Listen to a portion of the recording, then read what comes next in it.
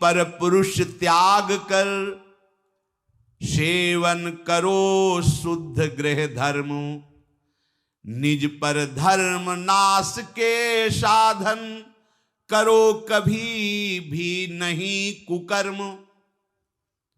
यदि आपको इसी जन्म में उत्तम स्थिति को प्राप्त करना है तो चाहे गृहस्थ हो चाहे विरक्त हो, कभी भी ये विरक्त आश्रम वाले को माताओं बहनों की तरफ कुदृष्टि से भी नहीं देखना चाहिए। कुदृष्टि भोग भावना। जननी सम जानहि पर नारी, धन पराय विषते विष भारी, जिन्हि राम तुम प्राण प्यारे, तिनके मन शुभ सदन तुम्हारे। मातृवत पवित्र भाव। अपने को तो श्री जी की सखिया हैं, जैसे ललिता विशाखा चंपक चित्रा तुंग विद्या रंग देवी, इंद्रलेखा और सखी सुदेवी, सकल यूथ हित सेवी। ऐसे ही चराचर की जितनी शरीर में भावना हम पवित्र कर पाएंगे उतने दोष हमारा नष्ट हो जाएगा। ये जितनी स्त्री शरीरधारी ये सब मेरी प्यारी जी की लाडली सहचरिया हैं, इनके चरणों में प्रणाम। बस जो चाहे आपन कल्याणा, सुजस सुमत सुगत शुभ नाना, सो परनार लीलार गोसाई, तजौ चौथ के चंद की नाई। विरक्त उपासक को माताओं बहनों से आंख मिलाकर कभी बात नहीं करनी चाहिए। उनके मुख की तरफ, उनके चरणों की तरफ देखो, चाहे बच्ची हो, चाहे यौवन अवस्था, चाहे वृद्धावस्था की हो। विरक्त साधक को कभी एकांत में माताओं बहनों से संभाषण नहीं करना चाहिए। बीच में किसी को डाल और दूसरा साधक को खड़ा हो जाए, नहीं बाहर निकलो। बाहर अगर बात ही करनी तो मैदान में करो खड़े होकर के। और क्या बात करनी है? हम भगवत प्राप्ति के मार्ग में चले, हमें क्या बात करनी है? बहुत सावधान रहना चाहिए। गृहस्थ धर्म के उपासक को यदि ब्याह हो गया है तो अपनी पत्नी से वो भी धर्मानुकूल, पशुवत व्यवहार नहीं। और पर स्त्री की तरफ तो दृष्टि ही ना करे भोग वृत्ति की। अगर की तो सारे सुकृत नष्ट हो जाएंगे, चाहे वो स्त्री शरीर चाहे वो पुरुष शरीर हो। इसलिए पर नारी पर पुरुष त्याग कर। पर ये सत्संग जिनके कानों में नहीं पहुंचता है, शास्त्र स्वाध्याय नहीं करते हैं, वो इसे मनोरंजन समझने लगे, इसे धर्म नहीं समझते, वो इसे मनोरंजन समझ। क्या इसमें बिगड़ जाता है? जो शास्त्र हैं उनका स्वाध्याय कभी करते नहीं। अब उनको जो समय मिलता है तो नौटंकी नाटक सिनेमा देखते हैं, जिनमें यही सब की पुष्टता होती है, इसी की बाहुल्यता होती है, वही दृश्य देखते हैं। ना तो कभी भगवत प्रेमी महात्माओं की चरण रज में बैठ करके सत्संग सुना, ना शास्त्र स्वाध्याय किया, तो मनमानी आचरण बढ़ते रहते। कैसे भगवत प्राप्ति की बात आएगी कि जरा मरण मोक्षाय। अगर गृहस्थ धर्म में है तो शुद्ध कर्म करे, जो उसके शास्त्र अनुकूल वर्णन किए गए, वो भी सत्संग से ही पता चलेगा शुद्ध कर्म क्या है, अशुद्ध कर्म क्या है। जो दूसरे के धर्म का नाश करता है, कुकर्म करता है, वो कभी साधन मार्ग पर कैसे चलने की सोच सकता है? अगर कहीं उनके अंदर थोड़ी श्रद्धा भी बनती है तो भूत प्रेत की पूजा करता, करता जो तामस व्यवहार, अंडे मांस शराब उड़ाता, चोरी का करता व्यापार, रखता मन में वैर द्वेष मद, करता जो हिंसा व्यभिचार, होता घोर प्रेत वो, पाता असहनीय यातना अपार। जरण मरण मोक्षाय नहीं, वो प्रेत बनेगा। प्रेत योनि किसको प्राप्त होती है? तो बोले जो भूत प्रेतों की पूजा करते हैं, जो अंडा मांस शराब ये सब खाते पीते हैं, दूसरे के धन को जो चोरी करते हैं, मन में वैर द्वेष अहंकार रख करके जो हिंसा करते हैं और पर स्त्री से जो व्यभिचार करते हैं, वो घोर प्रेत योनि को प्राप्त होता है। इसका प्रमाण धुंधकारी है, पढ़ के भागवत में देख लेना। प्रेत योनि को प्राप्त होता है। ऐसे प्रेत स्वभाव वाले कैसे जरा मरण मोक्षाय के मार्ग का अवलंबन लेंगे? इसलिए तामस वस्तु नशीली, जूठन से रखो परहेज विराग। माता पिता देवता गुरु का, गुरुजन का न करो अपमान। सुख पहुंचाओ सबको संतत, मन में रख श्रद्धा सम्मान। कोई भी नशा भगवत प्राप्ति के मार्ग में चलने वाले उपासक को नहीं करना चाहिए। बैठा लो। आजकल ये भी बहुत सूक्ष्मता से साधन मार्ग वालों को गिराने के लिए प्रवेश कर गया है कि थोड़ी सी भांग खा लो, बस भगवदानंद में डूब जाओगे, या एक दो चिलम फूंक लो, या अमुक अमुक अमुक। हम प्रणाम करते हैं, जो ऐसा करते हैं सिद्ध महापुरुष होंगे उनको हम प्रणाम करते हैं, पर अपने कच्चे साधकों के लिए या भगवत प्राप्ति के लक्ष्य वालों के लिए हमें कहीं शास्त्र में आज तक नहीं लिखा, कहीं ऐसा नहीं मिला। कुछ लोग उदाहरण देते हैं कि भगवान शंकर भी भांग खाते हैं। भगवान शंकर भांग खाते नहीं, पीते हैं, हलाहल जहर पीते हैं। जगत की रक्षा के लिए समुद्र मंथन में निकला हुआ हलाहल जहर पिया। तुम एक धतूरे का फल खा के दिखाओ तो तुम्हें माने उनकी समानता कर सकते हो। जगत रक्षा के लिए भगवान, और यहां से नीचे उतरने नहीं दिया है। यही है नीलकंठ। तुम एक घूंट पानी आरोक के दिखाओ, एक बूंद पानी चला जाए खोक खोक करते रहोगे। पूरा हलाहल जहर समुद्र मंथन का यह आरोक लिया है, इसलिए नीलकंठ भगवान उनको कहा गया। कहते भगवान शंकर गांजा पीते, कभी देखा चिलम उड़ाते हुए भगवान शिव को? अरे भाई समझो, उस भगवान हैं, वो जगत मंगल के लिए सब किए हैं। वो कोई ऐसा नहीं कि थोड़ा भांग खा के कैलाश। भांग का नशा कितनी मिनट रहता है? बहुत 24 घंटे, 12 घंटे 24 घंटे। शंकर सहज स्वरूप समारा, लाग समाधि अखंड अपारा। 88,000 वर्ष तक की समाधि एक बार में, 88,000 वर्ष। 88 मिनट बैठ के बिना हिले दिखाओ हमें तुम।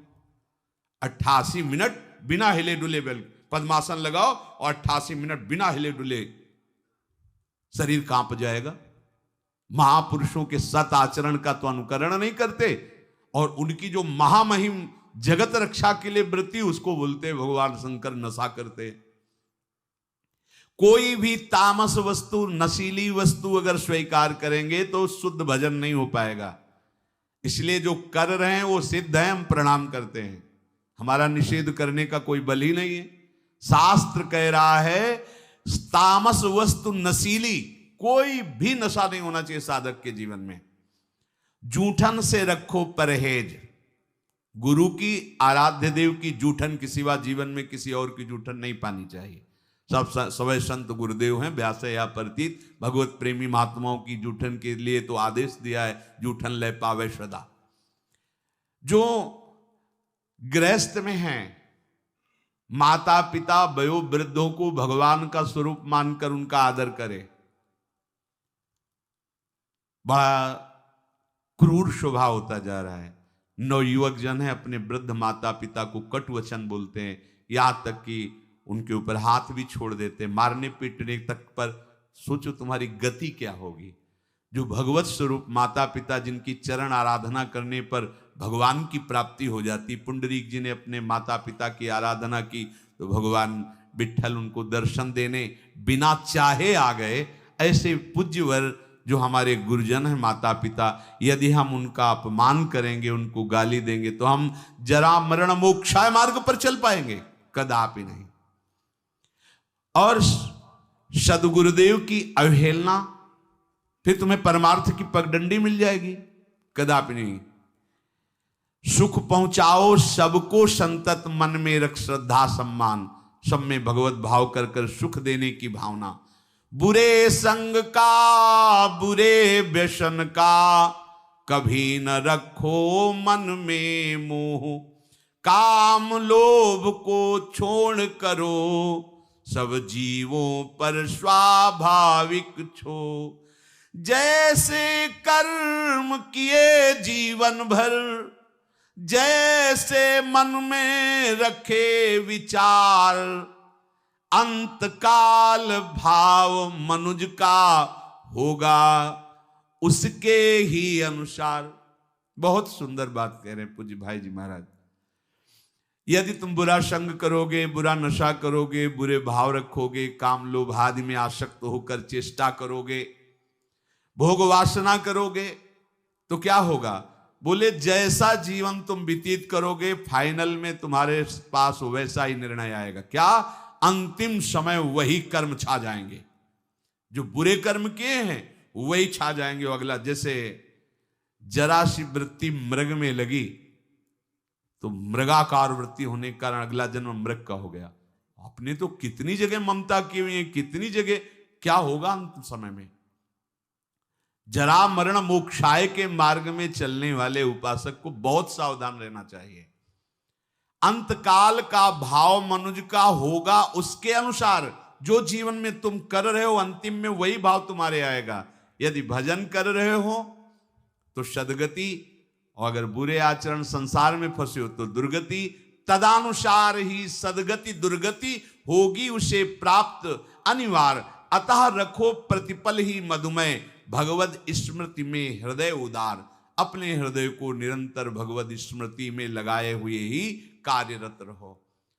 अगर आप इसको भगवद स्मृति को छोड़ते हैं कि आगे हम कर लेंगे, तो आगे नहीं होने वाला। मृत्यु समय की अनुपम सेवा मन से दूर करे संसार। हमें मृत्यु बनानी, मृत्यु को महोत्सव बनाना है। हमारा आखिरी समय होना चाहिए। तो बोले इसके लिए क्या करो? संसार का चिंतन छोड़ना होगा।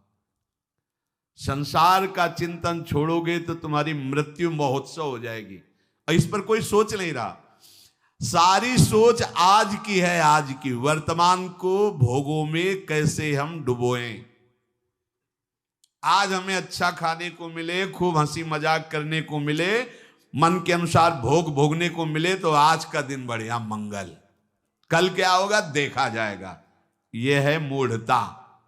उपासक क्या सोचता है? मेरा अंतिम समय बढ़िया जाए। क्या? प्राणनाथ प्रीतम के चिंतन में, उनके ध्यान में पावन चरण रज का स्पर्श करते हुए हमारा शरीर छूटे, हम प्रियालाल को प्राप्त हों। भगवान कह रहे हैं जैसे भूत प्रकृति मोक्षम,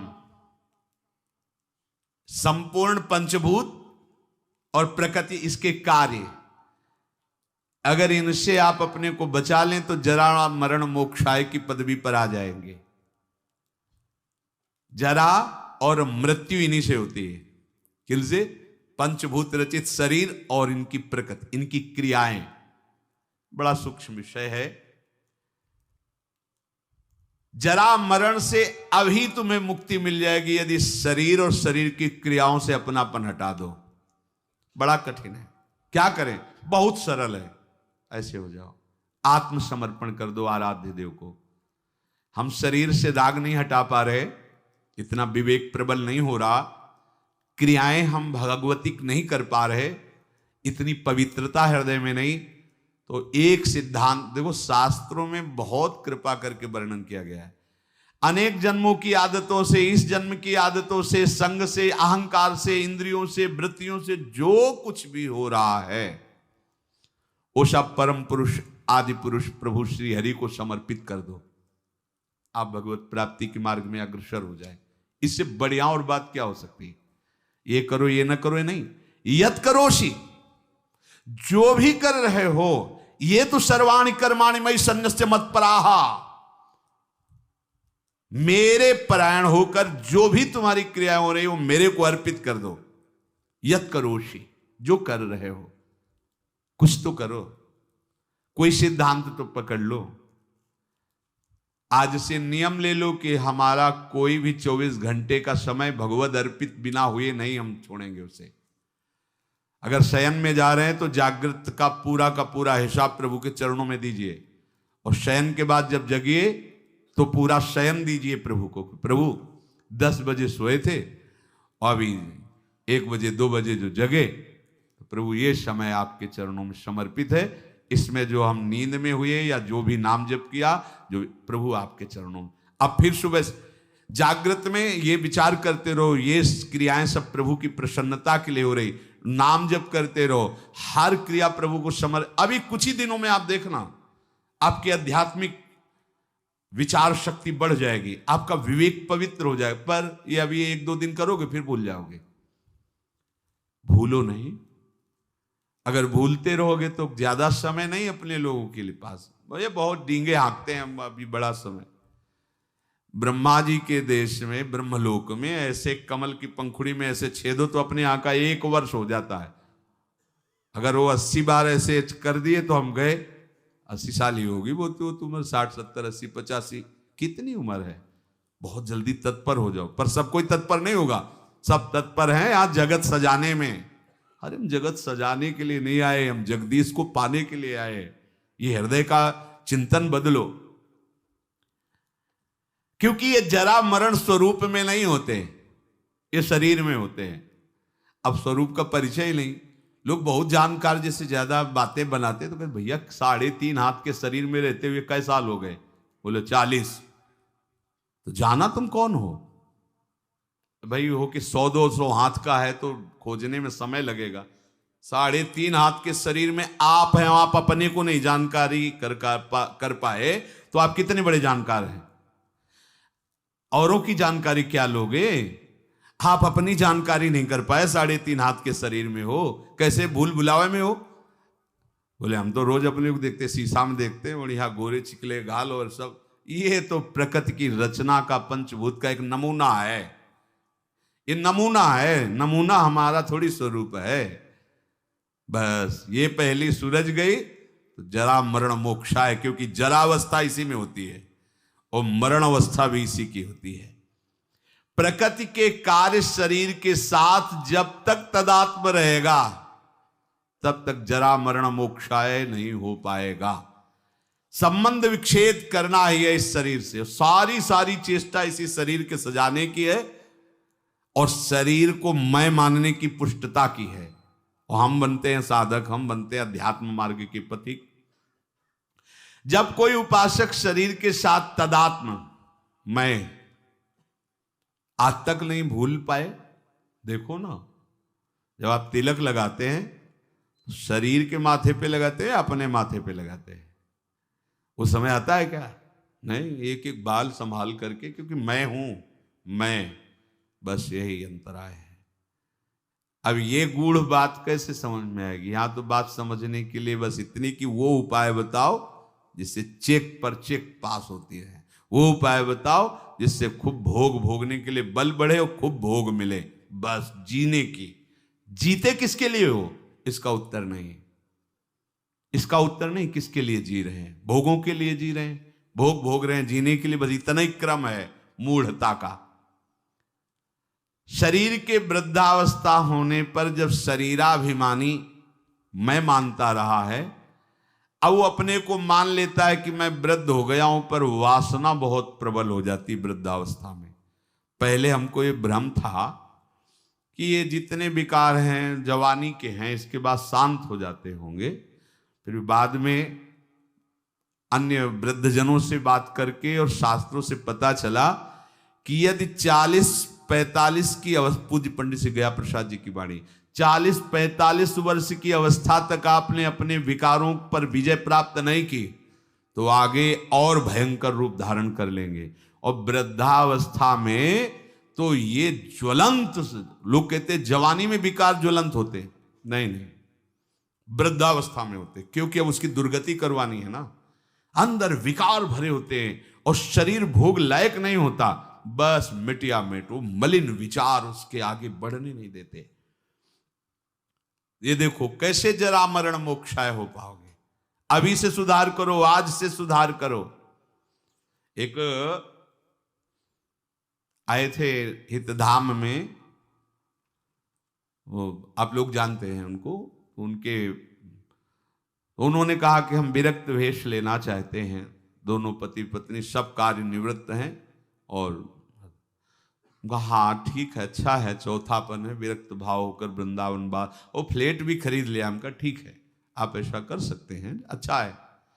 जब जागे तभी मंगल, आप जो आयु बची वृंदावन वास करते हुए भजन करो। पर हमारे यहाँ पर सिद्धांत है कि रज के पात्र में पाया जाता है, और कोशिश करे कि जमीन में ही आसन लगाकर शयन करे। बहुत संसार के तो सब भोग आप भोग ही लिए, और दोनों अलग अलग आसन पर लेटना।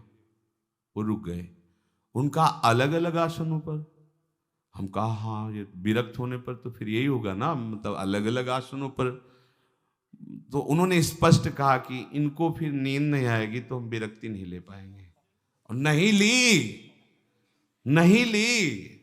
और वो वृंदावन से, ये आप क्या समझते हो, बुढ़ापा में जीवन में भजन नहीं किया तो बुढ़ापा में आके तुम ऐसे नहीं। बहुत विचित्र राग है, माया का ऐसा राग नहीं है। जो ये मैं मानता है कि शरीर मैं हूं, शरीर पे मेरापन टिका हुआ है, तो जन्म मृत्यु जरा व्याधि दुख दोषानुदर्शनम वो नहीं कर पाएगा।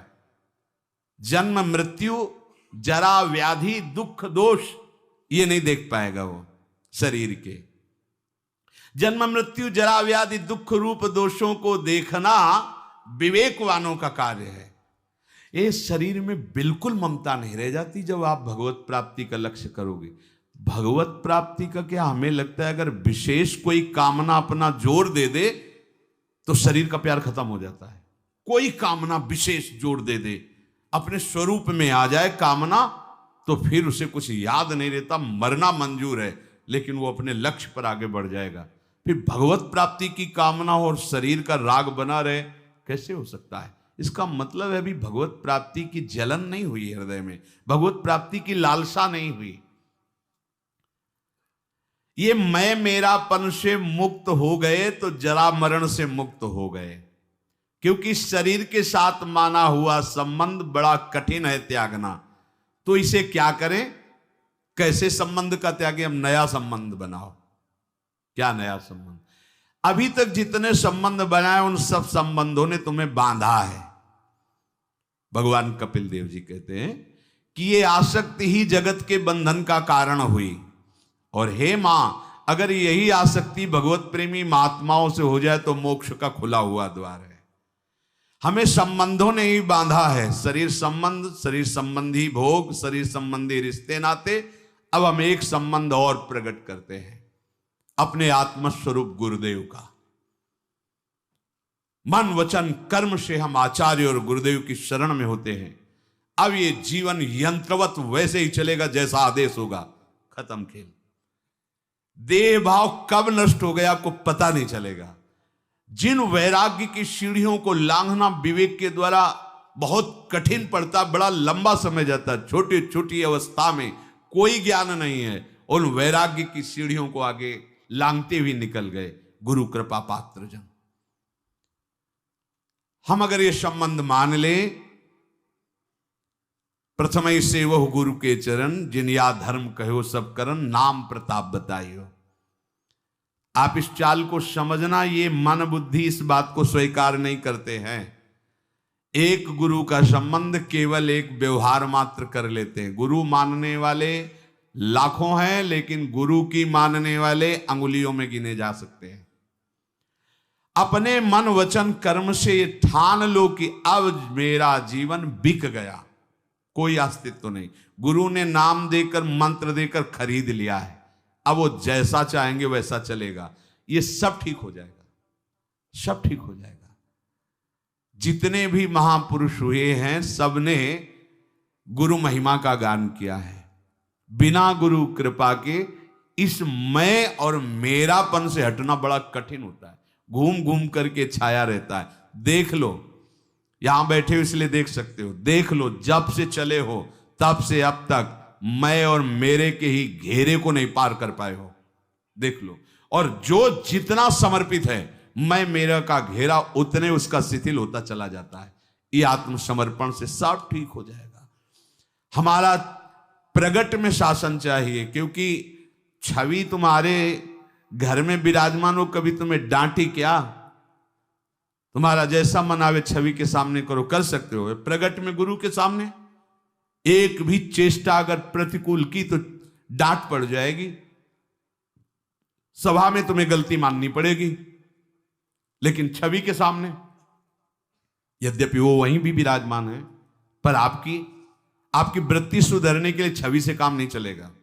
प्रगट में चाहिए जो हमें दुलार भी करे और हमें शासन भी करे, और हम यंत्रवत चले, बस भगवत प्राप्ति हो गई। ऐसा ना होता तो भगवान श्री कृष्णचंद्र जो नीचे बैठते हैं, संदीपनी जी ऊपर बैठते हैं। संदीपनी जी कौन है? बोले भगवान के गुरु हैं। क्या पढ़ा रहे हैं? बोले वेद पढ़ा रहे हैं। वेद कौन है? बोले भगवान के श्वासों से निकले हैं। जाकी श्वास वेद श्रुति चारी, सो हरि पढ़े ये अचरज भारी। संदीपनी जी के गुरुदेव भगवान कुछ समय के लिए विक्षिप्त का स्वांग किया, पागल जैसे। जितने शिष्य थे सब भाग खड़े हुए, लवशंका फेंक रहे हैं, थूक रहे हैं, मार रहे हैं, ऐसा मनो पागल हो गए। ऐसा काफी समय तक ये उन्माद स्थिति रही उनकी। एक दिन शांत भाव में हुए तो देखा संदीपनी जी ही केवल पास में, तो उनका बेटा और सब कहाँ गए? बोले गुरुजी वो तो अपने घर चले गए। क्यों? क्योंकि आपकी चेष्टा ऐसी प्रतिकूल होती थी, मारना, थूकना, पेशाब फेंक देना, ऐसा, तो लोग तो सब और तुम क्यों नहीं गए? बोले गुरुजी फिर आपको भोग कौन लगाता, आपका स्नान कौन कराता, बस। तो क्या हमारी प्रतिकूल चेष्टा तुम्हारे प्रति नहीं हुई? गुरुजी अब हमारा जीवन ही नहीं है, वो जीवन तो आपका जीवन है। अब जैसा आप हो, तो हमें कुछ इसलिए बुरा नहीं लगा कि ना मेरा तन है, ना मेरा मन है, ना मेरा प्राण है। हमने तो आपके चरणों में समर्पित कर दिया। अब आप चाहे मारो या दुलार करो, इससे मुझे कोई मतलब नहीं, क्योंकि ये जीवन आपका है। आंसू आ गए गुरुदेव के, हृदय से लगाए। और बेटा, जिस परब्रह्म की उपासना हमने की, उपासना के बल से जिसका साक्षात्कार किया, वही ब्रह्म तुम्हारा शिष्य बनेगा करके। वही संदीपनी जी ऊंचे आसन पर बैठे और जगत गुरु भगवान श्री कृष्ण हाथ जोड़े नीचे बैठे, उनकी आज्ञा का पालन कर रहे हैं। चाहे शिव विरंच सम होई, गुरु बिनु भवनिधि तरे न कोई। क्यों? क्योंकि ज्ञान हो सकता है तुम्हें, चतुराई आ सकती है तुम्हें, लेकिन अहम की वृत्ति का नाश समर्पण से ही होता है। वो जब समर्पित हो गए, अब जैसे कह रहे हैं वैसे हम चल रहे हैं। हम तो कुछ कर नहीं रहे, जो करवा रहे हैं, जैसे चला रहे हैं। अहम खत्म, दैन्यता तो मैं मेरापन गया। यही है बंधन का कारण, मैं और मेरा, अपना अस्तित्व, अपना अलग भाव। देह की सीमा में जब तक हम बंधे हैं तब तक महात्मा नहीं हो सकते। महात्मा का सर्वात्म भाव होता, सर्वात्म भाव। सब रूपों में मेरे आराध्य देव, या सब रूपों में मैं। ब्रह्मज्ञानी सब रूपों में मैं, भक्त सब रूपों में आराध्य देव। मामाश्रित यतन्तिते, जिसने मेरा आश्रय ले लिया, मेरे आश्रित होकर जब मैं साधन कराता हूं तो अभिमान नहीं होता। और जब उपासक स्वयं में कर्ता भाव लेकर यत्न करता है तो अभिमान छुपा पुष्ट होता रहता है। मैंने ऐसा कर लिया जिससे मुझे ऐसा अनुभव हुआ, और मैं ऐसा कर लूंगा जिससे मुझे ऐसा अनुभव होगा। ये सब अहम की धरा में होता है। और जब मेरा आश्रय ले लिया जाता है तो उसको ये अनुभव होता है कि प्रभु ने ऐसा कराया तो ये अनुभव हुआ, प्रभु ऐसा करा लेंगे तो वो भी अनुभव हो जाएगा। उसके जीवन में सावधानी ये रहे कि आलस्य और प्रमाद ना आने लगे कि भगवान की कृपा से सब हो जाएगा तो भजन करने की जरूरत क्या है, गुरु कृपा से सब हो जाएगा, अब भजन करने की जरूरत नहीं। अच्छा चलो ठीक, तो फिर प्रमाद करके अन्य जो असाधन है वो भी करने की तुम्हारी रुचि नहीं होनी चाहिए। पक्का समझो, बस इसी से हो जाएगा। पर होता क्या है, हम ये तो कह देते हैं कि भगवत कृपा से सब हो जाएगा, ये छोड़ दिया यहां और करने लगते हैं असाधन। फिर भगवत कृपा कैसे आप पर जागृत होगी? सच्ची कह रहे हैं, ये स्थिति छोटी मोटी नहीं कि आज से हम कुछ नहीं करेंगे। झांक के देख लीजिए, ये बहुत बड़ी परमहंस स्थिति है। कुछ नहीं, न शुभ न अशुभ, न सत न असत, ये साधारण है।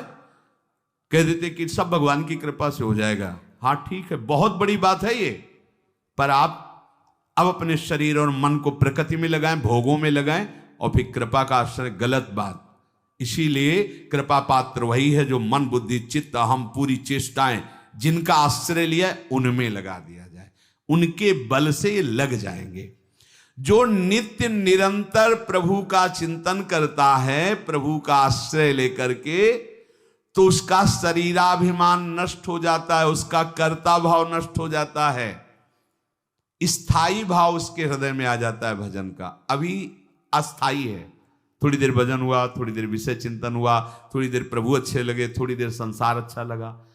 भगवद आश्रय लेकर हमारे हृदय में जो अब साधन की वृत्ति आ रही मेरे प्रभु दे रहे हैं, उनकी कृपा से हो रहा है, ऐसा मानकर पूरा प्रयत्न भजन में लगा दे तो देहाभिमान गलित हो जाता है, देह भाव रहित हो जाता है, स्थायी भजन की प्रवृत्ति जागृत हो जाती है।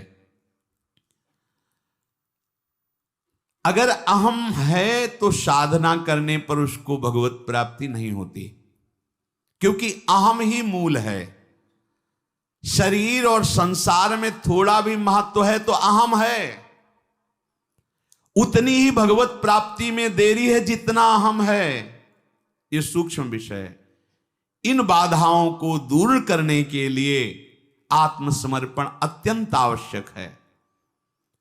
संसार की स्वतंत्र सत्ता नहीं है, शरीर की स्वतंत्र सत्ता नहीं है। विचार करो, ये यंत्रवत वैसे ही माया से चल रहा है, यंत्रारूढ़ानिमम माया। तुम वैसे भी कुछ नहीं कर रहे हो, त्रिगुण माया के द्वारा हो रहा है। अब तुम ये स्वीकार कर लो कि प्रभु का मैं हूं, तो माया से त्रिगुणातीत भाव की तरफ आप बढ़ जाओगे। जो प्रभु का आश्रय लेकर के प्रभु के बल से यत्न करता है, उसका अहम गलित हो जाता है और प्रभु की कृपा से उसका साधन तीव्र हो करके उस जरा मरण मोक्षा स्थिति को प्राप्त हो जाता है। वो वृद्धावस्था और मरण अवस्था का प्रभाव जहां पड़ता है उससे ऊपर हो जाता है। कोई भी प्रभाव से दुखी या सुखी नहीं कर सकता। इसलिए भगवद आश्रय लेकर निरंतर भगवत कृपा से भजन का प्रयास करते रहो। प्रभु बड़े कृपालु हैं, प्रियाजू बड़ी कृपालु हैं। हमारा प्रयास विफल नहीं होगा, हमारा भजन का प्रयास व्यर्थ नहीं जाएगा। निश्चित इसी जन्म में हमारा देहाभिमान गलित होकर भगवत चरणारविंद का प्रेम प्राप्त होगा। ऐसी दृढ़ आशा रखो।